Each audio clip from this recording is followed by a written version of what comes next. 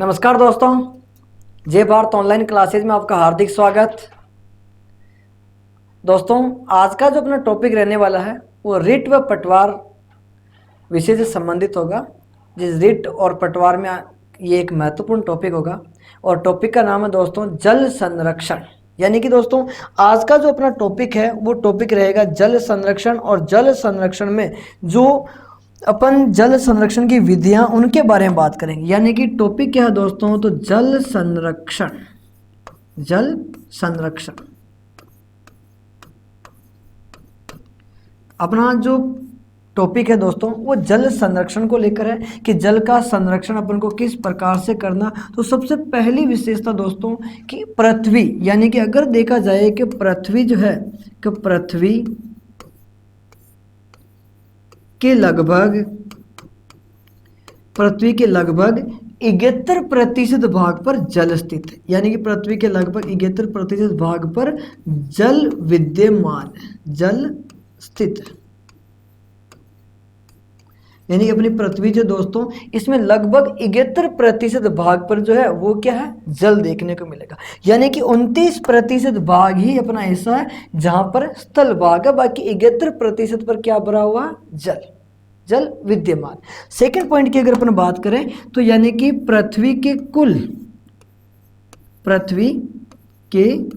कुल जल, यानी कि पृथ्वी के कुल जल का, अगर पृथ्वी में जैसे अपन बात करें कि 100% जल है, जैसे पृथ्वी में अगर अपन बात करें कि 100% अगर जल है तो उस 100% जल में से कितना प्रतिशत जल उपयोग का है उसके बारे में अगर अपन देखें तो पृथ्वी के कुल जल का लगभग 97% हिस्सा, यानी 97% जल जो होगा वो दोस्तों क्या होगा, खारा। और ये जल कहाँ देखने को मिलेगा, तो ये जल देखने को मिलेगा सागर या फिर अपन बात करें साहब का महासागर। यानी कि पृथ्वी के कुल जल का लगभग 97% जल जो है वो क्या होगा, खारा होगा, जो कहाँ पर देखने को मिलेगा, सागर या महासागर में। ठीक दोस्तों, साथ ही और 100 में से अगर मैं बात करूं कि 2% जल जो है वो 2% जल क्या होगा, वो विद्यमान होगा बर्फ के रूप में, यानी कि ग्लेशियर। ठीक दोस्तों, साथ ही और आगे बढ़ते हैं तो 100 में से 1% जल जो है वो मानव उपयोगी है, यानी कि मानव उपयोगी। 100 में से अपन केवल 1% जल का उपयोग कर सकते हैं दोस्तों। इसलिए जल को आप बचा के रखो, खर्च मत करो, ज़्यादा व्यर्थ पानी नहीं बहाना आपको, जल ही जीवन है। देखो 100 में से 97% जल तो खारा है, 2% जल बर्फ या ग्लेशियर के रूप में और 1% जल मानव उपयोग के लिए। और यहाँ पर भी अगर पॉइंटों में बात करें तो 0.07% ये जल ही अपने उपयोग में ले सकते हैं अपन। पॉइंटों में देखें तो वो तो लगभग 1% है। सबसे पहले देखो दोस्तों कि पृथ्वी के कुल क्षेत्रफल के लगभग कितने प्रतिशत भाग पर जल है, तो 71% में। अगर 100% जल है तो उसमें से खारा कितना, 97%, बर्फ या ग्लेशियर में के रूप में कितना, 2%, और मानव उपयोग कितने प्रतिशत भाग का कर सकता है, तो 1% जल का उपयोग मानव कर सकता है। ठीक दोस्तों, बहुत विकट स्थिति है। थोड़ा अपन और आगे बढ़ते हैं, यानी कि भारत के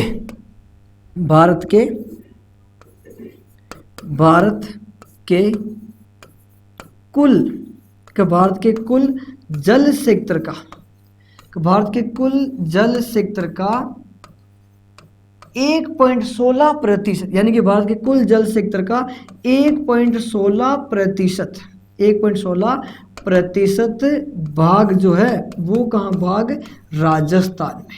ठीक दोस्तों, कि भारत के कुल जल क्षेत्र का 1.16% भाग कहाँ पर है, राजस्थान। और अगर यहाँ पर भूमिगत बात हो कि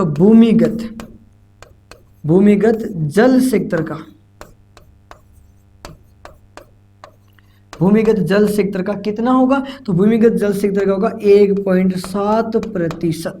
यानी भूमिगत जल क्षेत्र की बात करें तो 1.7% भाग कहां पर होगा, राजस्थान। अगर ऊपरी जल की बात करें तो 1.16% भाग अपने राजस्थान, यानी अगर भारत में 100% जल है तो उसमें से 1.16% जल जो है वो कहाँ पर है, राजस्थान पे। अगर भारत में 100% भूमिगत जल है तो उसका 1.7% जल जो है वो कहाँ पर होगा, राजस्थान में। और ये ऊपरी सतह और ये भूमिगत, दोनों फैक्ट अलग अलग है दोस्तों। अब अपन बात करते हैं कि ये तो अपने बात हुई, देखो जल संरक्षण की बात कर रहे हैं। कुल क्षेत्रफल का कितना, 71। 100 है तो 97 कौन सा, खारा। 2 क्या होगा, बर्फ। और 1 क्या होगा, मानव। साथ ही भारत के कुल जल क्षेत्र कितना, 1.16। और भूमिगत की बात करें तो 1.7%। अब देखो दोस्तों अपन आगे बढ़ते हैं। सबसे पहली विशेषता, विश्व का लगभग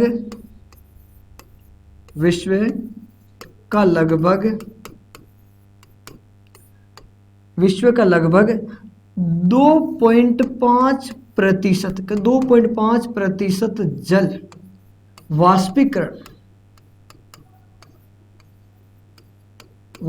होता है। यानी कि एक साल के अंदर 2.5% जल जो वो वाष्पीकरण की भेंट चढ़ जाता है। अगर विश्व में एक साल की अगर बात करें तो 2.5% जल जो है साल भर के अंदर वाष्पीकरण हो जाता है। ठीक। दूसरी विशेषता की अगर अपन बात करें तो पॉइंट होगा कि राष्ट्रीय जल मिशन, यानी कि राष्ट्रीय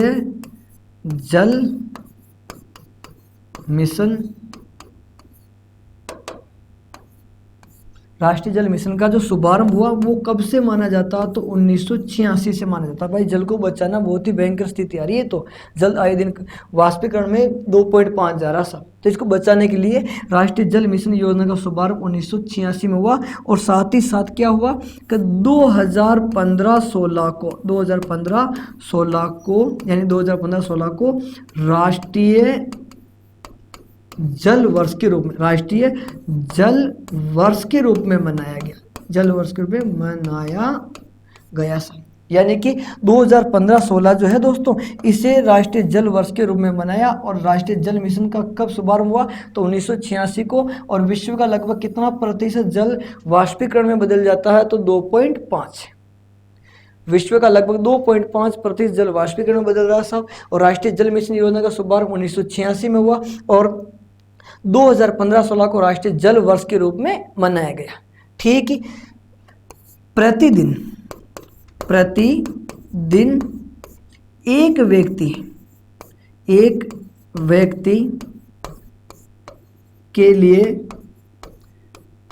के लिए आवश्यक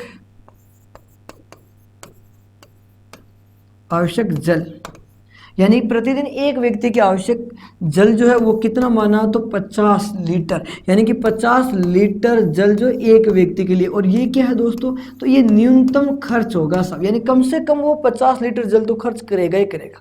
एक दिन के अंदर एक व्यक्ति लगभग 50 लीटर जल जो है वो खर्च कर देता। प्रतिदिन जो है कि एक व्यक्ति 50 लीटर जल कम से कम खर्च करता सब।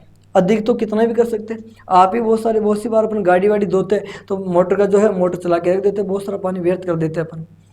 नहाने में 3-3 4-4 बाल्टी ढोले जा रहे अपन की जा रही बाथरूम में, तो उसको न देखकर ये तो प्रतिदिन एक व्यक्ति के लिए 50 लीटर आवश्यक जल तो माना ही माना, ये तो खर्च करता ही करता दिन में।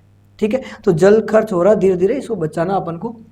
देखो विश्व का लगभग 2.5% जल वाष्पीकरण के रूप में जा रहा है। राष्ट्रीय जल मिशन योजना का शुभारंभ 1986 में हुआ। 2015-16 को जल वर्ष के रूप में बनाया गया। एक व्यक्ति के लिए आवश्यक जल की भी अपन ने राशि तय कर दी, 50 लीटर होना चाहिए। दूसरी चीज, विश्व के कुल क्षेत्रफल में कितना, तो 71 में। अगर 100 है तो खारा कितना, 97। बर्फ में कितना, 2। मानव उपयोगी में कितना, तो साफ का 1%। फिर भारत के कुल जल का कितना प्रतिशत अपने राजस्थान में, तो 1.16। और भूमिगत की बात करें तो 1.7। अब अपन दोस्तों ये बात करते हैं कि जो जल जो है ना, इस जल में क्या होगा कि इसको संरक्षण की विधियां, यानी कि जल संरक्षण की विधियां, जल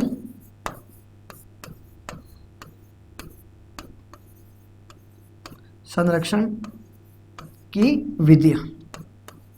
यानी कि अपन को देखना दोस्तों कि ये जो जल जो है इतना अमूल्य है, तो इसको अपन को बचाना है, क्योंकि मानव उपयोग के लिए 1%, अगर भाई पृथ्वी में 100% जल है तो उसमें से 1% जल का उपयोग ही तो मानव कर सकता, बाकी जल का तो अपन उपयोग कर ही नहीं सकते हैं। तो अब उस 1% जल को अपन को बचाना है, तो बचाने के लिए विधियां काम लेनी है अपन को। तो विधियां कौन कौन सी है? तो 2 तरह की विधियां होगी, एक तो परंपरागत और एक गैर परंपरागत, यानी कि एक तो होगी प्राचीन विधि और एक होगी नवीनतम विधि। इसमें से अपन परंपरागत विधियों की बात करें, यानी कि पहला नंबर 1 पे परंपरागत।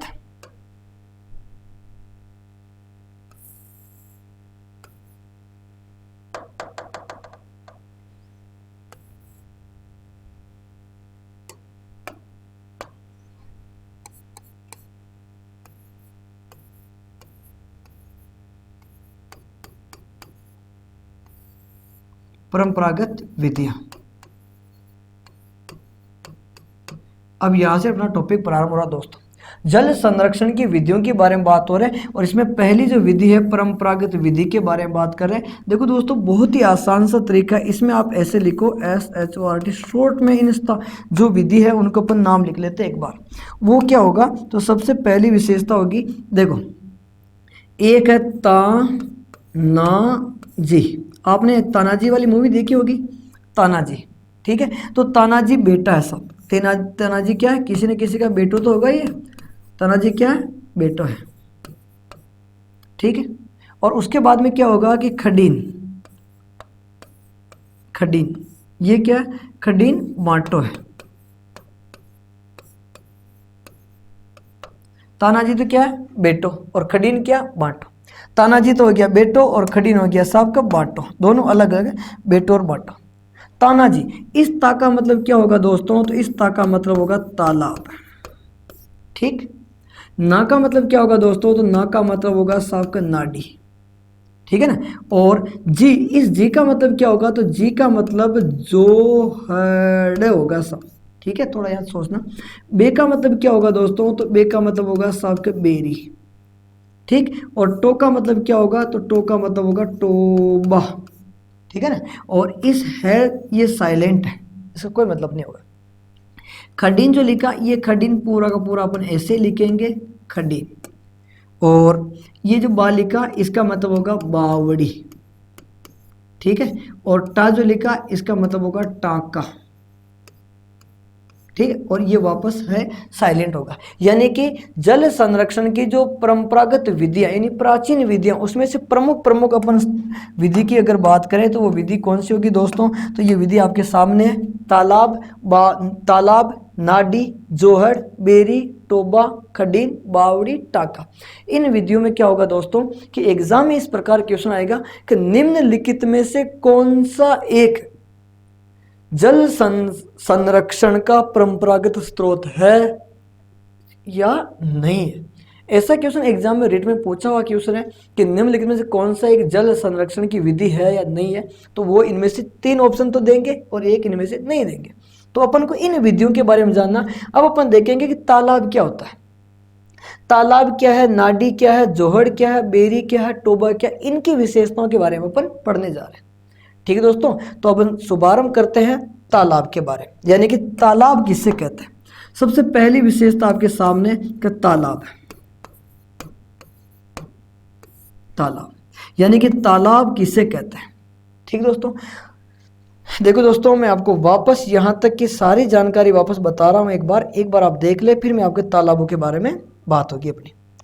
सबसे पहली विशेषता का कुल क्षेत्रफल का कितना प्रतिशत भाग में जल है? तो 71। अब माना कि ये 100% जल है तो उसका 97% में क्या होगा? खारा, और 2 में क्या होगा? बर्फ, और 1% जल का ही मानव उपयोग कर सकता। जल का कम से कम व्यर्थ करें आप, है ना? जल ही जीवन है। फिर भारत के कुल यानी भारत में अगर 100% जल है तो राजस्थान में कितना? 1.16। अगर भारत में 100% भूमिगत जल है तो राजस्थान में कितना? 1.7। आगे बढ़ते हैं।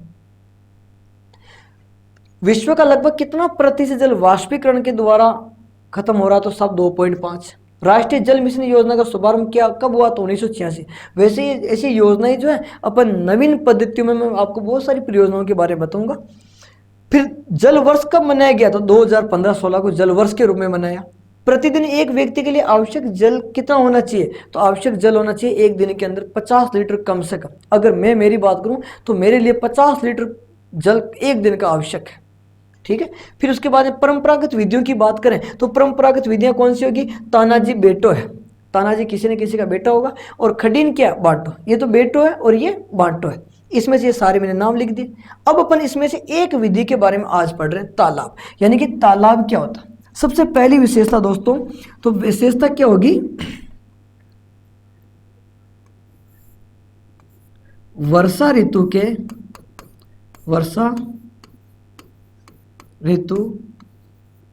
के जल को वर्षा ऋतु के जल को एकत्रित करने के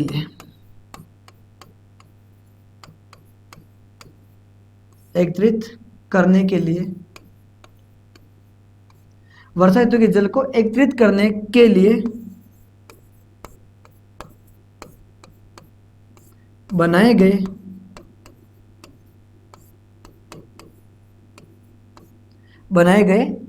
छोटे बांध।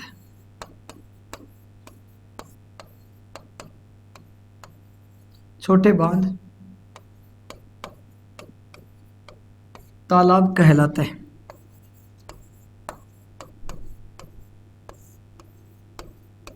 ठीक है। देखो, वर्षा ऋतु के जल को एकत्रित करने के, वैसे ना एग्जाम में आपको परिभाषा ही नहीं आएगी, लेकिन फिर भी आप इनको ध्यान रखें कि वर्षा ऋतु के जल को एकत्रित करने के लिए बनाए गए छोटे बांध जो है वो क्या कहलाते हैं? तालाब कहलाए। यानी वर्षा ऋतु का जब बारिश होती तो उसका जो जल होता है उस जल को एकत्रित करने के लिए जो छोटे छोटे जो अपन बांध बनाते हैं उन बांध को अपन क्या कहेंगे? तालाब कहेंगे। ठीक दोस्तों। अब ये किस प्रकार से, यानी तालाब किस प्रकार से बने होते हैं तो उनके बारे में अपन बात करते हैं। सबसे पहले देखो कि यहाँ पर ये कोई भाग है, यानी कि यहाँ पर ये कोई भाग है और ये जैसे पहाड़ जैसा है और ये थोड़ा सा समतल मैदान जैसा होगा, ये वापस ये पहाड़ी हो गई और ये इस प्रकार से, ये एक सेकंड इसको सही बनाते हैं। ये तो सब एकदम मैदान जैसा हो गया, यहाँ पर ये पहाड़ी हो गई और इन पहाड़ों का यहाँ पर ये सब। ठीक है।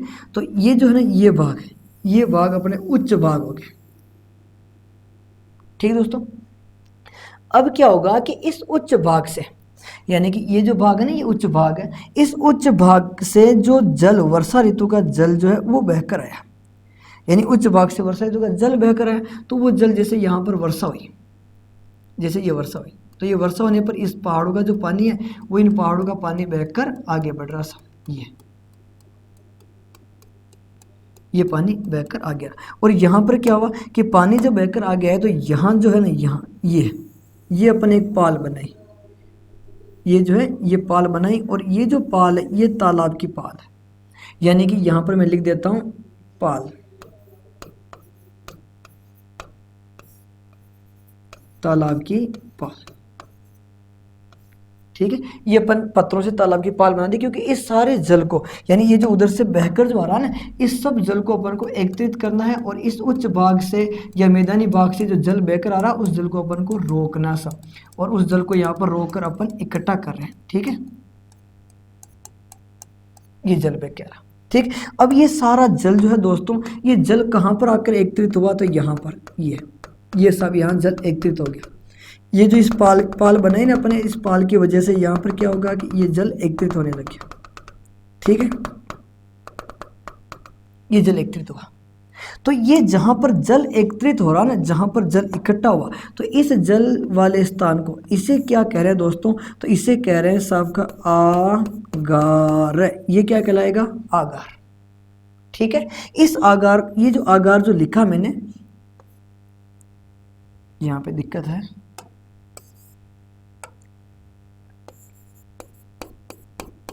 आगार। ठीक है।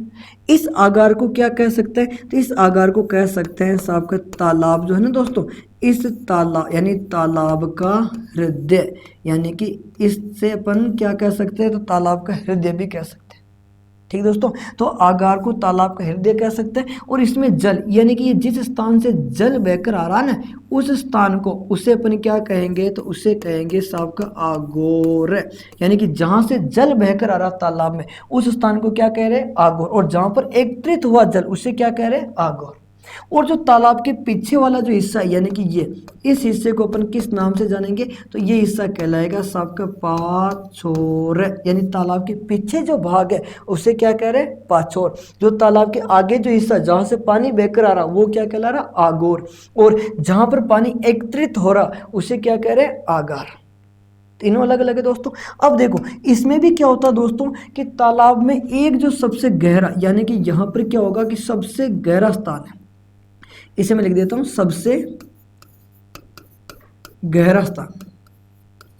यानी सबसे गहरा स्थान जो होगा दोस्तों, वो सबसे गहरा स्थान क्या कहलाएगा, तो सबसे गहरा स्थान कहलाएगा बम्बी। यानी कि जो सबसे गहरा स्थान है उसे अपन किस नाम से जानेंगे दोस्तों, तो वो कहलाएगा बम्बी। यानी कि तालाब का जो सबसे गहरा जो स्थान है वो तालाब का सबसे गहरा स्थान कहलाएगा बम्बी।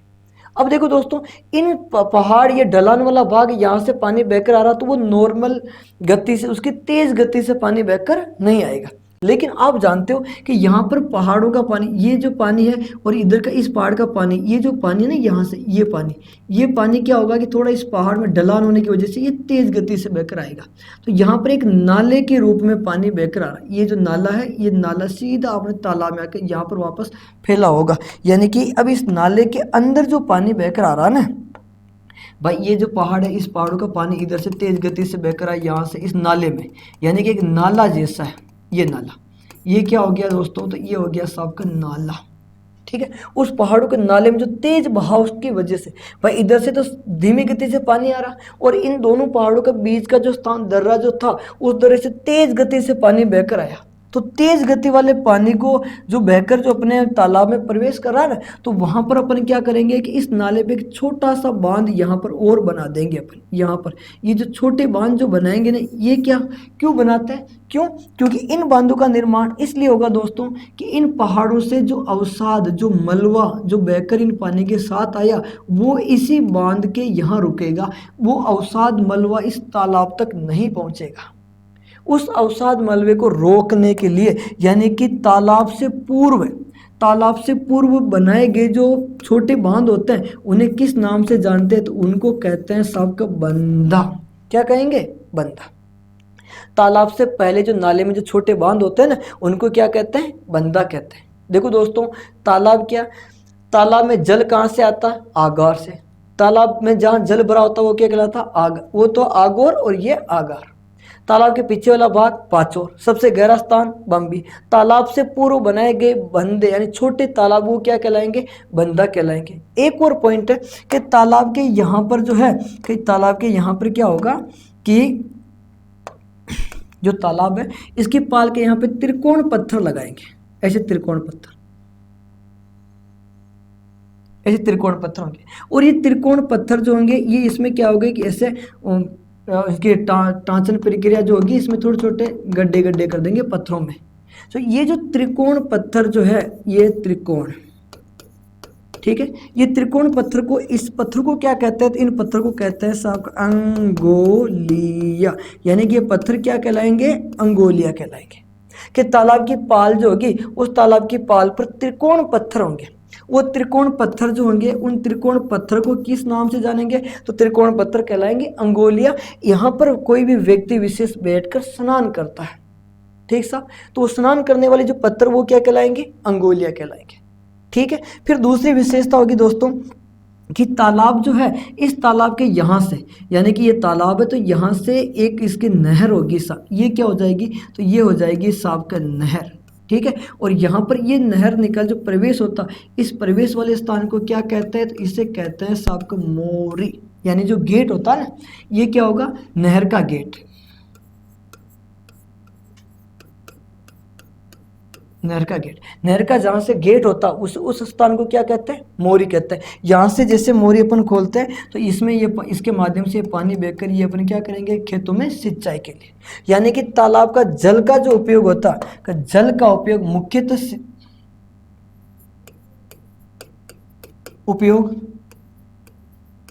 पशु पशु पेयजल पेयजल व सिंचाई के लिए, यानी तालाब का उपयोग मुख्यतः पशु पेयजल व सिंचाई के लिए।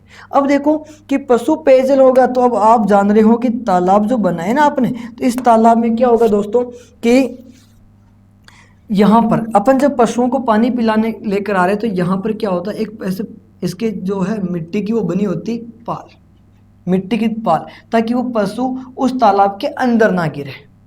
तो वो जो मिट्टी की जो पाल बनाते हैं, उस मिट्टी की पाल को क्या कहते हैं, तो उससे कहते हैं पाली, मिट्टी की पाल। यानी कि ये जो मिट्टी की पाल बनी ना तालाब के पास में, तो मिट्टी की पाल कहलाएगी पाली। ये पाली राजस्थान में एक जिले का नाम है, जबकि ये तालाब की शब्दावली से संबंधित भी है। भाई जैसे तालाब के पानी भरा तो उसकी लहरों से उसके किनारे कट जाते हैं, तो किनारे कटेंगे दोस्तों, मान लो कोई भी पशु किनारे पे चल रहा हो तो किनारा टूट के वो पशु पानी में गिर जाएगा, तो वो मिट्टी की थोड़ी थोड़ी दीवार बना देते हैं ताकि पानी का फैलाव भी कम हो और जानवर उसके अंदर ना गिरे, और उसमें जगह जगह गैप होता ताकि आगार का जल उन गैप से प्रवेश करके तालाब में आ जाए।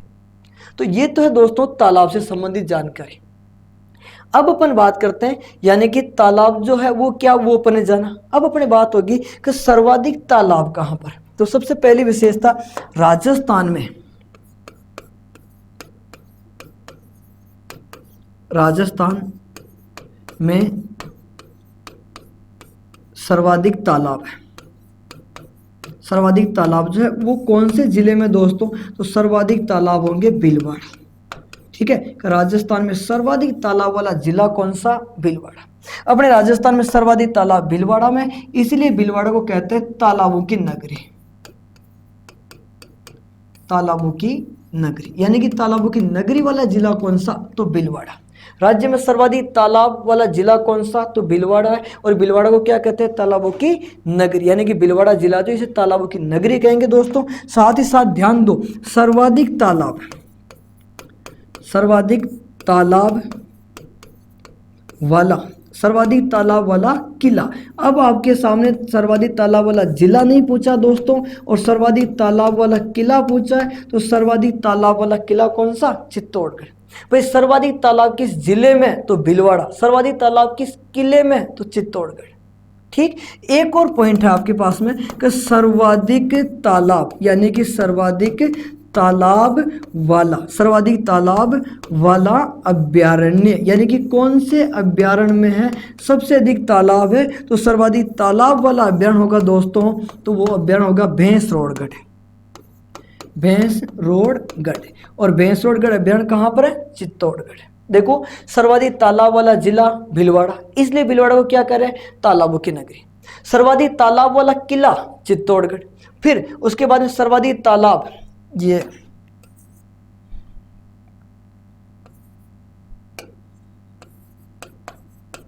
तालाब वाला किला, सर्वाधिक तालाब वाला अभ्यारण्य तो भैंसरोडगढ़। और भैंसरोडगढ़ अभ्यारण्य कौन से जिले में स्थित है दोस्तों, चित्तौड़गढ़।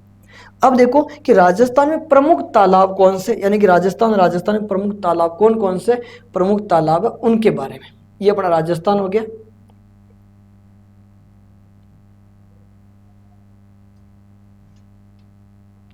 देखो दोस्तों ध्यान रखना, तालाब जो है उस तालाब में जल कहाँ से आ रहा, तालाब में जल कहाँ पर भर रहा है, तालाब के पीछे वाले स्थान को क्या कह रहे हैं, आगे वाले स्थान को क्या कह रहे हैं, इन सब चीज़ों का आप ध्यान रखना। अब अपन बात करते हैं कि राजस्थान में जो है यानी कि प्रमुख तालाब कौन से। सबसे पहली विशेषता देखो दोस्तों, ये जो जिला है इस जिले का नाम क्या हो गया, तो इस जिले का नाम हो गया सब जोधपुर। और जोधपुर में कौन से तालाब है, तो उनके बारे में सबसे पहली विशेषता, जोधपुर में एक तो तालाब है स्वरूप सागर। ठीक दोस्तों, स्वरूप सागर जो है, इस स्वरूप सागर को और क्या कहते हैं, तो इसे कहते हैं बहूजी का तालाब,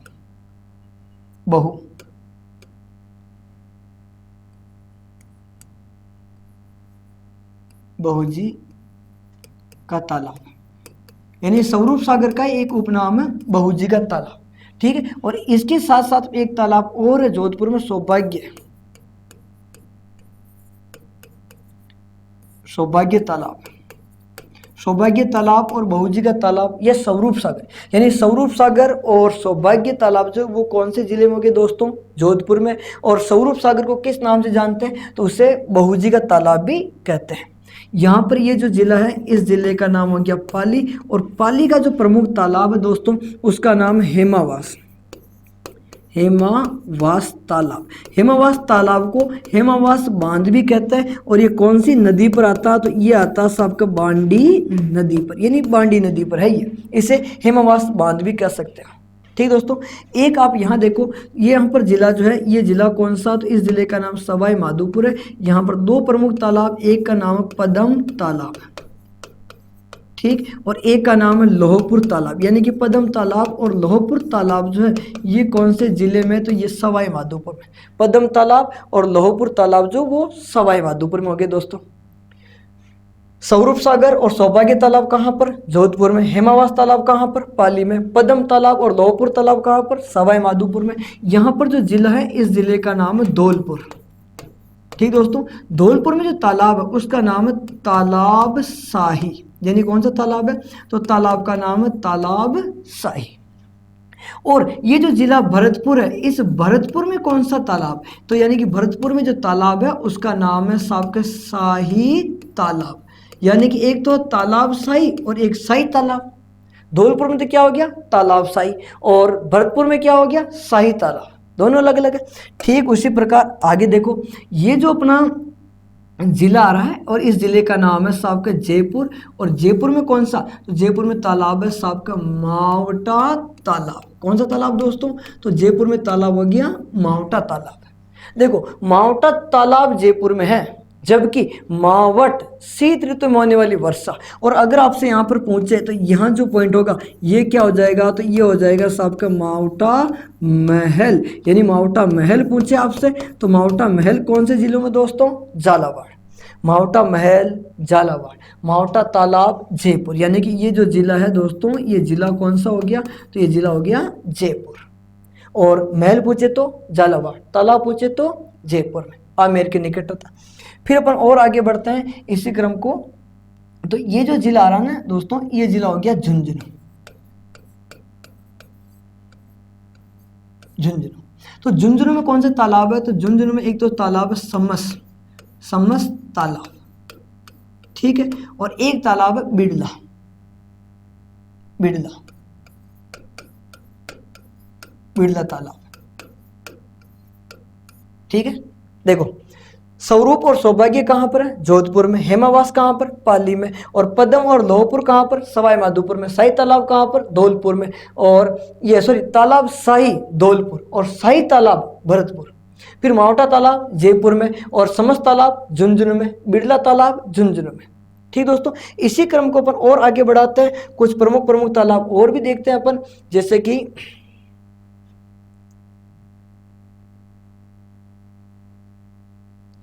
ये बड़ा राजस्थान। और इसमें अपन जैसे अब बात करते हैं, यहाँ पर देखो ये जो जिला है इस जिले का नाम क्या हो जाएगा, तो इस जिले का नाम हो जाएगा चूरू। चूरू में कौन कौन से तालाब, तो एक तो तालाब है साहब का डूंडोलाव और एक तालाब का नाम है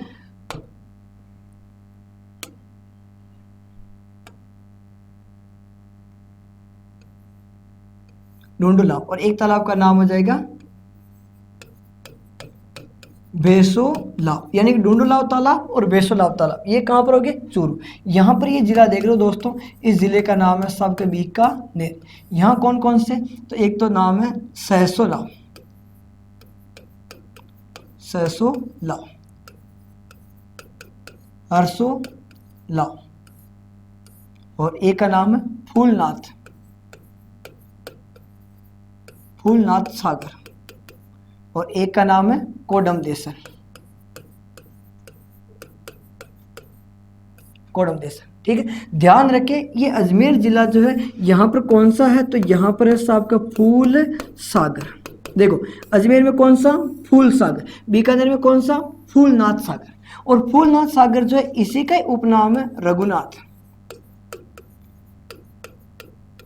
रघुनाथ सागर। फूलनाथ को क्या कह सकते हैं? रघुनाथ सागर। देखो सबसे पहले ढूंढलाव और बेसोलाव कहाँ पर है? चूरू में। सहसोलाव, हर्षोलाव, फूलनाथ और कोडमदेसर कहाँ पर? बीकानेर। और फूलनाथ को क्या कहते हैं? रघुनाथ सागर। और अजमेर जो जिला है यहाँ पर एक तालाब है साहब, कौन सा? फूल सागर। उसके बाद में अपन दोस्तों एक बात करते हैं, यानी कि ये जो जिला है ये जिला कौन सा? भीलवाड़ा। और भीलवाड़ा का जो प्रमुख तालाब है वो तालाब कौन सा? तो वो तालाब है साहब मांडल का तालाब।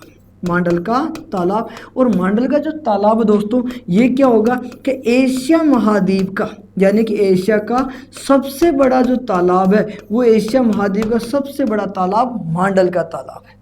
मांडल कहाँ पर है? भीलवाड़ा। कि एशिया महाद्वीप का सबसे बड़ा तालाब मांडल का तालाब, जो अपने कौन से जिले में स्थित है? भीलवाड़ा में स्थित है। ये अपने एशिया महाद्वीप का सबसे बड़ा तालाब होगा।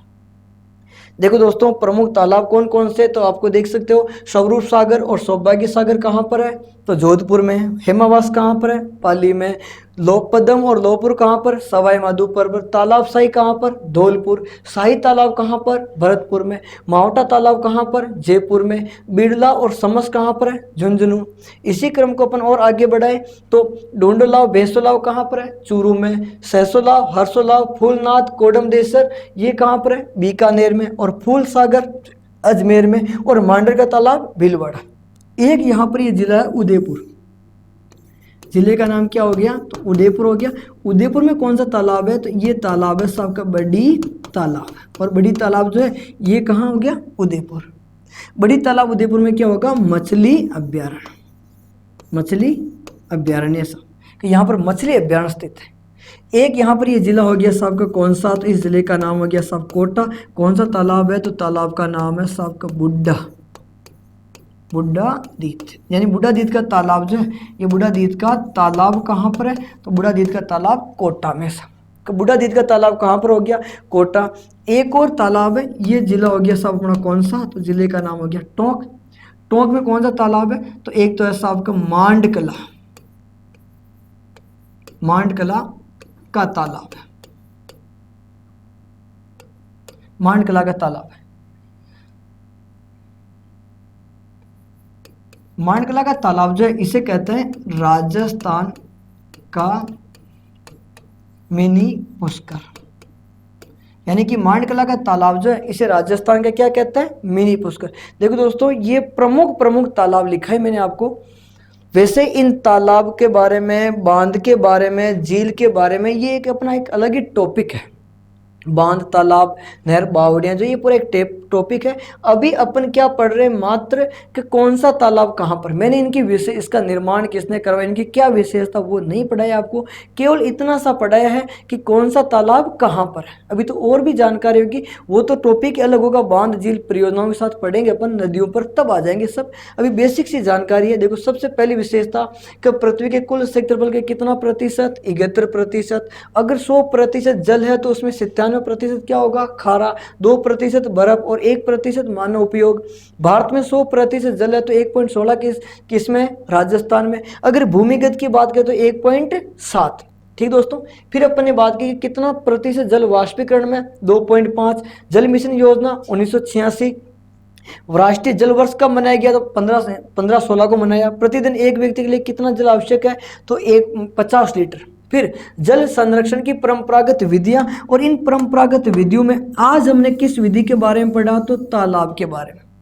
फिर पढ़ेंगे अपन नाडी, जोहड़, बेरी, टोबा, खडीन, बावड़ी, टांका, इन सब के बारे में भी अपन को पढ़ना बाकी। केवल अपन ने तालाब के बारे में पढ़ा। और तालाब में क्या पढ़ा कि तालाब किसे कहते हैं? तो वर्षा ऋतु के जल को एकत्रित करने के लिए बनाए गए छोटे तालाब, यानी छोटे बांध क्या कहलाएंगे? तालाब। ये कैसे हैं दोस्तों? तो ये उच्च भाग, समतल भाग का पानी बहकर इधर आ रहा, यहाँ पर एक तरफ अपन ने पाल बनाकर इस पानी को रोका, तो ये तो था तालाब। अब इस पाल से आगे जहाँ पर पानी भरा हुआ है उसे अपन क्या कह रहे हैं? आगार। और तालाब के पीछे है उसे क्या कह रहे हैं? पाछोर। इस आगार में जल कहाँ से बहकर आ रहा? तो वो बहकर आ रहा आगोर से। और इस तालाब से पहले भी अगर अपने कुछ बना रखा तो वो क्या कहलाएगा? बंदा। इस बंदे का मुख्य उद्देश्य क्या होता कि वो जो अवसाद जो आ रहा पहाड़ों का उसे ये वहीं पे रोक लेता, इधर केवल जल ही आएगा। अपने अपने गांव में बहुत बड़ा तालाब, यार अभी तो हमारा गांव का तालाब ही खाली है। क्यों? क्योंकि पास में जो छोटे छोटे बंदे हैं जो है, बहुत छोटे बंदे, वो फूटे बाद तालाब भर, इसी बात होगा गाँव में, पढ़ा होगा आपने, सुना होगा। फिर आगे देखते हैं कि तालाब की पाल पे जो त्रिकोण पत्थर रखे होते हैं और उन पत्थरों के ऊपर से गढ़ाई भी कर रखा है ताकि वो जो कोई भी व्यक्ति वहां पर स्नान करने के हिसाब से जाए तो उसमें फिसल के गिरे नहीं। तो वो जो पत्थर है उन पत्थरों को क्या कह रहे हैं? अंगोलिया। तालाब का जो सबसे गहरा स्थान है उसे क्या कह रहे हैं? बम्बी। और कहते हैं कि इस बम्बी के माध्यम से ही पाताल लोक में जल जाता है। और साथ ही साथ देखो तालाब का हृदय किसे कहेंगे? तो आगार को। एक और चीज यहां रह गई अपनी, और वो विशेषता ये है दोस्तों कि आपसे अगर पूछे कि तालाब की गहराई पहले किस आधार पर मापते थे, तो तालाब की गहराई मापने के लिए क्या करते थे? कोई भी व्यक्ति तालाब के मध्य में जाकर खड़ा हो जाता था और खड़ा होने के बाद में वो अपना हाथ ऊपर उठाता था। ठीक है, तो इस हाथ के यहाँ से लेकर पैरों तक की ये जो ऊंचाई थी, ये ऊंचाई क्या कहलाती थी? ये कहलाती थी ताल।